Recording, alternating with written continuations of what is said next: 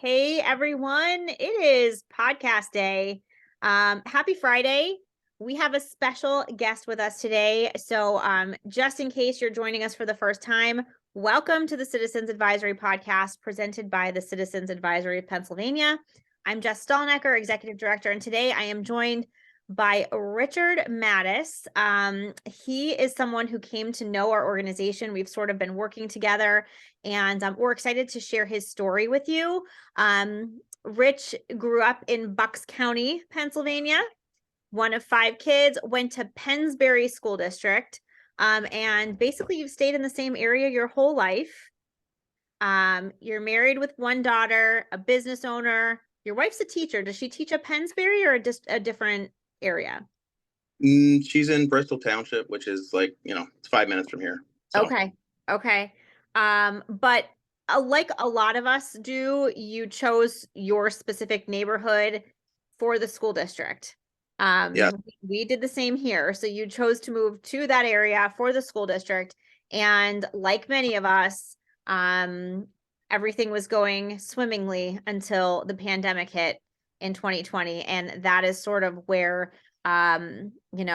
you were activated. So that's kind of where I want to focus.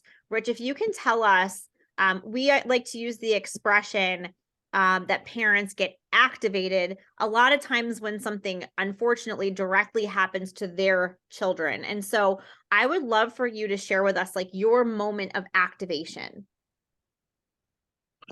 Okay. Well, this all started March of 2020, as everyone knows. My daughter was in 5th grade at the time. It was her last year of elementary school. And the pandemic began and they just shut the school down. They said it was only going to be for 2 weeks. Yep. So, we were fine. 2 weeks, okay. And 2 weeks came. They said another 2 weeks. Then about a week, one more week went by, and I said, I don't know about this. Yep. Then they said the school was closed for the rest of the year, and my daughter missed her. That was her last year of elementary, so they have like a thing and they call a clap out. I don't know if that up there, but all the kids that are leaving elementary and going into middle school, they have a big thing for them the last day, and it's sort of like a little graduation thing. But they missed all of it. Yep. So she missed all that.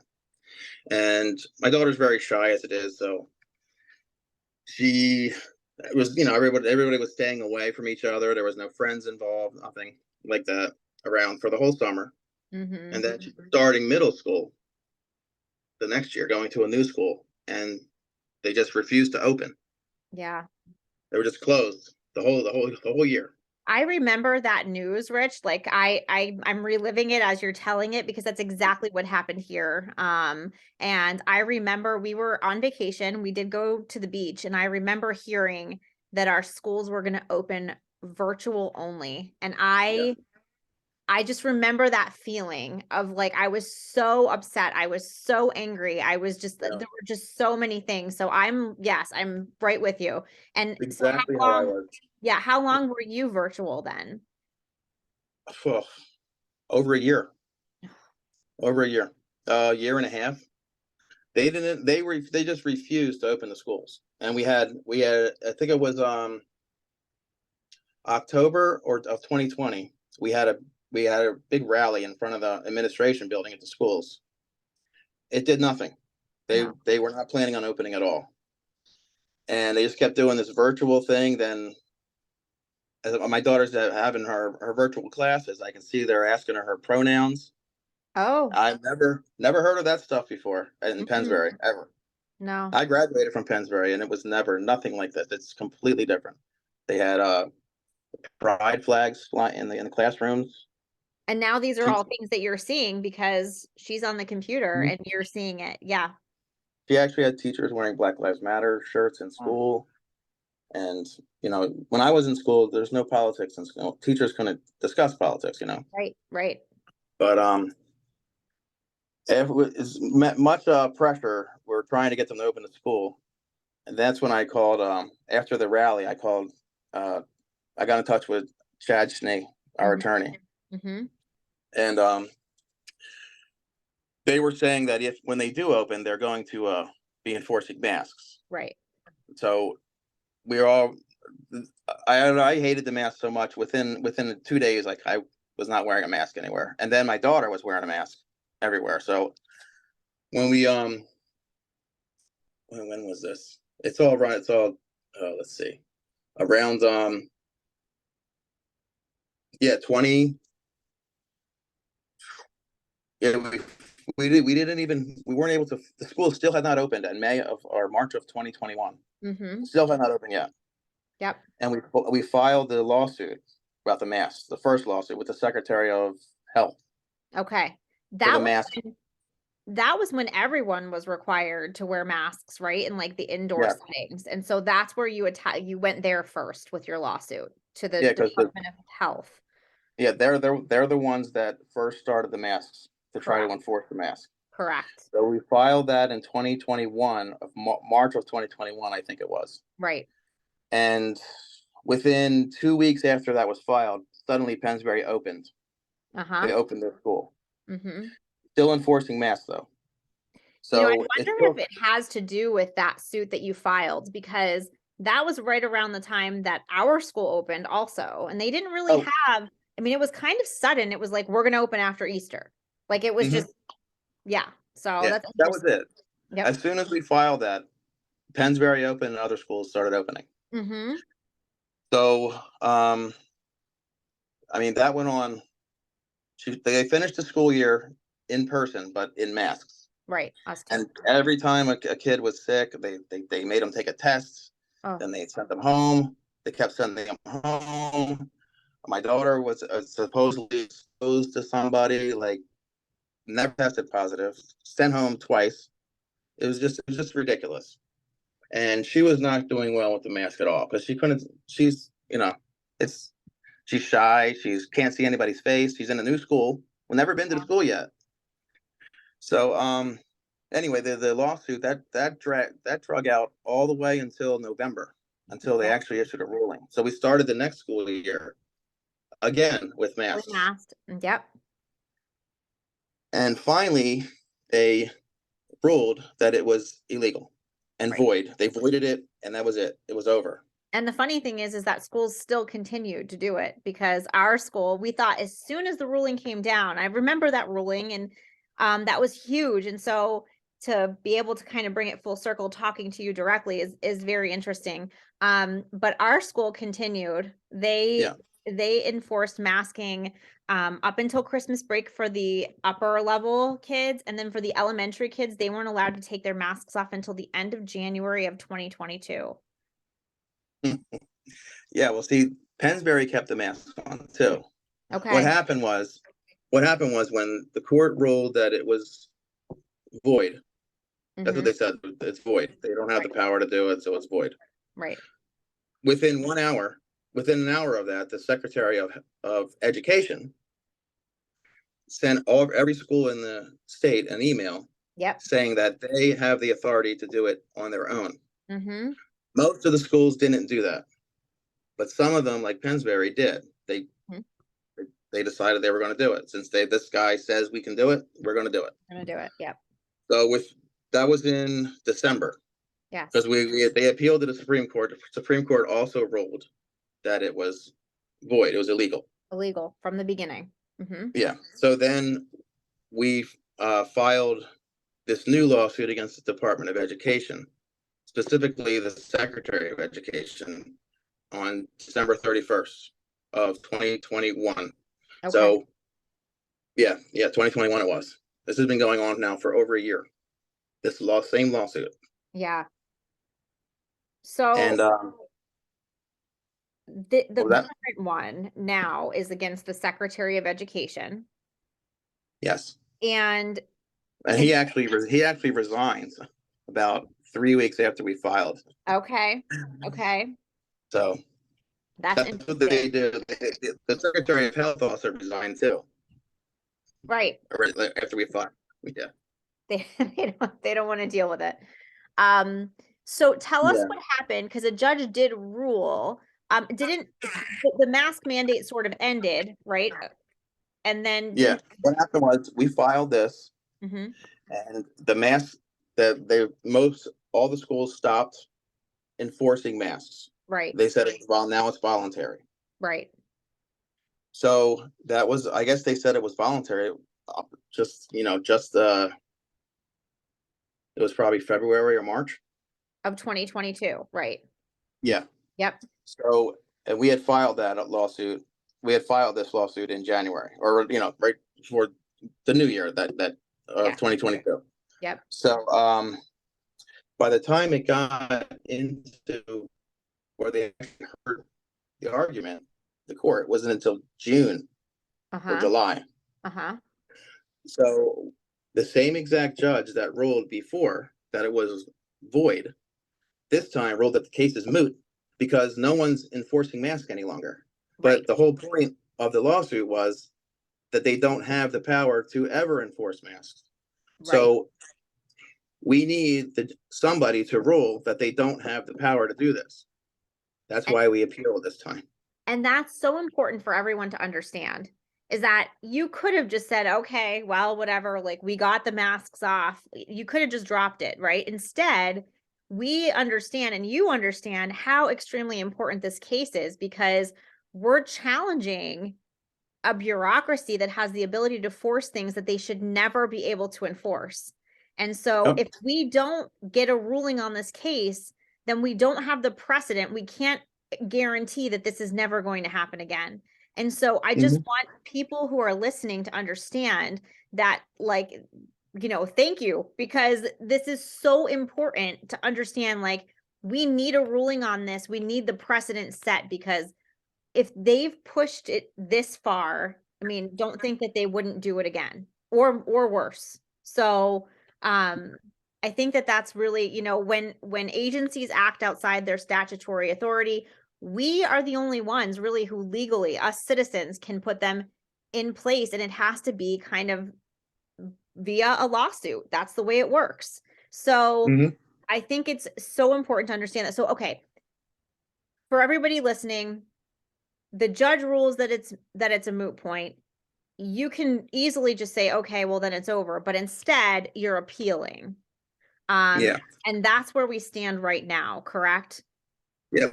Yes. Basically, right now, every school district in the state is operating like they have the authority to put a mask on anyone, even if there's a flu, if there's a flu outbreak. They say they believe that they can put, well, according to this court that said it was moot, they can say, oh, there's too many flu cases. We must wear masks now. Right. That's how they're operating right now. And if we don't get a ruling on this, because I mean, they have no authority to do this. Right. We need the court to tell them this.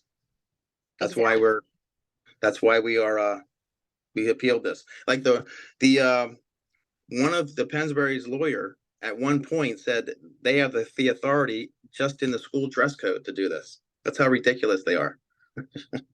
Yeah. Try it. So again, I think that that's really just important for parents to understand. Unfortunately, the system is such that we have to go through such channels that are often costly, right? Like lawsuits, to be able to, put, elected officials back in their place. That's unfortunately the system that we live in. But at one point you reached out to us at Citizens Advisory. You reached out to Ben Herring, our vice president, and we were able to help raise some funds to continue with the lawsuit. And so now all of us should be invested, but we're certainly invested in what the outcome of this case will be. And we're hoping, of course, that the court rules, that this was, again, illegal from the beginning and that it should never be allowed. They do not have the authority to put masks on our children ever. And so we just, I'm so glad there's people out there like you, Rich, because not everyone is people might not like it, but a lot of parents will just think, I mean, there's really nothing I can do, right? If I'm sending my kid to the school, I've got to follow the rules. And so, I'm thankful we have people like you out there who are willing to kind of put themselves on the line and take action the way that you did. Yeah, you have no idea. I would say at least 3/4 of the people that I talk to do not agree with these masks, Right. but only 3% of them are willing to do anything. And I just don't get it. I don't I understand it. understand. Yeah, we see that a lot too. So it was you and a few other parents. Did a few other parents at least join you in this lawsuit? Yeah, with the first lawsuit, we had 8. Okay. We could have had more, but Chad only wanted to, the attorney only wanted to have 8 or 10 on. He didn't want to have, hundreds of people in there. We could have had more, but we had 8. And then after the appeal, 5 of them dropped out because we just, we ran out of money. Right. Right. So like we raised, since this started, this would probably cost about $70,000 Ugh. in legal fees. I mean, we raised almost all of it. Uh-huh. But we did it. We had 2 GoFundMe's. We had a Give Send Go account, Right. and after the first ruling, well, I think what happened was when the schools made the masks voluntary, Mm-hmm. most people were just like, you know what, we're not going to donate anymore. Right. Because the donations pretty much dried up. Right. And Ben had actually called. I talked to him. It's been way over a year ago. He called me one day. He sent me a message on Facebook because he had a lawsuit against the district up there. Yep. He called me to ask me who my attorney was and all that stuff. That's how I first originally talked to him. Mm-hmm. So then we became friends on Facebook, and then he started Citizens Advisory. So then when we went to appeal, that's when I called him to Yep. see if there's have any ideas about raising some funds. So that's how I got involved with Ben and Jamie. And that's what, that's something I'm so glad that you did, because this is something that touches all 4 corners of the state. We as an organization are very big on anything that we do. We want it to touch all 4 corners of the state. We want it to affect more than just a few districts. Like when this ruling comes down and they say, because I'm going to be optimistic here, that they're going to say that this was illegal from the beginning and that the schools do not have authorities to put masks on our children, that will touch all 4 corners of the state, and that's huge. And so that's something that Ben is really big on. Our organization is really big on. And so that's why we're so happy we were able to help you there, to raise some of those funds. Rich, what encouragement can you give to parents who maybe just like are on the verge of wanting to take action, but just don't know how to do it? I mean, did you talk to parents and see it like, hey, are you on the same page here? Like, can we let's do something about this. We can't just sit back. So can you give some encouragement to parents who might be like wanting to take action, but they just don't know really what to do? Well, there's lots of Facebook groups and ways to get in touch with each other. I mean, I know there's parents that feel the same way because Right. I've gotten many donations from people around where I live, Mm-hmm. and they just, a lot of them some of the ones here are actually afraid of the school board. Yeah. They're afraid the school is going to retaliate against their kids in school, and I wasn't really worried about that because they're not going to do that. I don't believe they can do that. They wouldn't even try it. Right. But then, you just have to get involved. If people don't want to get involved, then nothing's ever going to change. Exactly. You have to do something. You can't sit there. Right. I think if we didn't, I really think that if we didn't file this, they would be wearing masks right now. I mean, I think that certainly it seems like your lawsuit sped up the reopening of the schools. Certainly it had something to do with, the thoughts that these, whoever the powers that be, that were giving advice to school districts, because I know that there were a couple school districts in your county, in Bucks County. Was it Council Rock? I don't know which ones, but there were some that were pretty like common sense about the whole thing. They were like, hey, like we're gonna have to like learn how to deal with this. Like we've got to like open back up again. These kids need to be in school. Like, they were more common sense about it. So it's very interesting how some schools, depending on who their leadership was, were making completely different decisions than the majority of the schools, which you and I were falling into that category. Yeah, see, we have the school board at Pennsbury that's 9 Democrats. Okay. 0 Republicans. Okay. Council Rock is Republican majority, like 7-2 or something. Okay. And Council Rock is 10 minutes from here. Yeah. Masks were voluntary like a year before us. Right. It's a joke. It's ridiculous. It's so interesting, isn't it? How that works. And it shouldn't matter if you're a Democrat or Republican. You have a common sense. Right. I think that that's really what we've even been talking about too on this podcast quite a bit, is that, it should not be running on party lines. Like, these are common sense issues. And we know now that, that in retrospect, this should never happen again. We should never enforce masking again. So let's hope the judge feels the same way. Like, you know what? There is one thing. Yeah. Like, out of all of this, like, I talked to my lawyer, Chad, and we still have never gotten to the point to get into a court to where we can explain whether masks work or not. Right. We all know they don't. But a court is sitting here trying to rule on something that they know doesn't even work in the first place. Right. It doesn't make sense. I don't understand any of this, You're but absolutely that's why right. I think it's all about control. That's all it is. It is, and it does take citizens, normal citizens like you and I, to stand up to that control. We have to. Otherwise, where would we be? So I really appreciate your time, Rich. And I think the encouragement here is to really try to find some like-minded parents and not to sit back when things happen in your school district. It starts there, because that really is the first line of local government. And I also say all the time, our school board members, we should not be afraid of them. They are normal citizens like you and I, and they are public servants. They're elected to serve us. And so I think that's kind of a mindset switch that I had to make, because I didn't ever go to school board meetings before COVID hit. And now I'm like, okay, these people are here to serve me. Like, I can question them, I can ask them questions, and I can challenge them in their decision making too. So I think that's another encouragement for parents. Just don't be afraid to speak up. Yeah, that's the thing. I never went to a school board meeting in my life until this. And usually the school board meetings here, there would be 10 people there. Yeah. Well, the last school board meeting I went to was about 1,000 people, and they had police there and everything. So that's what you have to do. You got to go to the meetings. Yeah, absolutely. Because you don't go to the meetings, they do whatever they want, and nobody knows what they're doing. You're absolutely right. They're not transparent about it at all. And I don't know if you've ever tried to find meeting minutes or things like that on their websites. Like, they'll say we voted on XYZ, and then you can't find XYZ document, so they absolutely, without our oversight, they are doing whatever they want. So they've been doing it for years too. That's the thing. Yes, unfortunately, and we didn't really know until we were activated, right?